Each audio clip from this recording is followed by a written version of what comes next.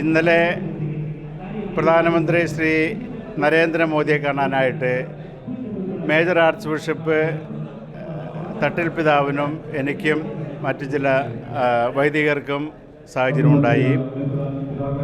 ഫരീദാബാദ് രൂപതയുടെ സ്ഥാനമേൽക്കൽ ചടങ്ങിന് ഒത്തിരിയേറെ പിതാക്കന്മാർ സിറോ മലബാർ സഭയിൽ നിന്ന് ഡൽഹിയിൽ വന്നതിൻ്റെ പശ്ചാത്തലത്തിൽ പ്രധാനമന്ത്രിയെ ഔപചാരികമായിട്ട് പ്രത്യേക അജണ്ടകളൊന്നുമില്ലാതെയുള്ള ഒരു ഇൻഫോർമൽ വിസിറ്റായിരുന്നു.